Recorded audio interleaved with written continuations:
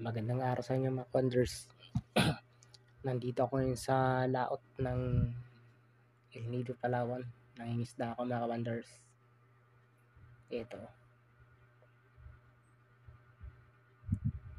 So, ayan. Papakita natin ang huli natin na pusit. Ayan, nakahuli ako ng pusit. Marami-rami na yan. Sobra 2,000 na binta niyan. Kasi yung pusit po mga Wonders, no, 500 pesos ang kilo. So, yung malalaki niyan, 3 piraso lang, 1 kilo na. So, pira na siya. Ang konsumo ko naman gabi-gabi nasa 500, nasa 350 pesos. So nakahuli ako ng 1 kilong barako na tinatawag yung lalaking pusit, 500 kagad. Yung mga ilaw niyan, mga mangingisda rin kagaya ko mga Wonders. Malakas ilaw nila. Ito medyo maalo na mga Wonders.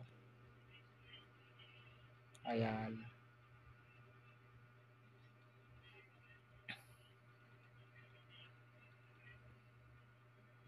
Ayan mga Wonders, yung itsura ng pusit sa malapitan.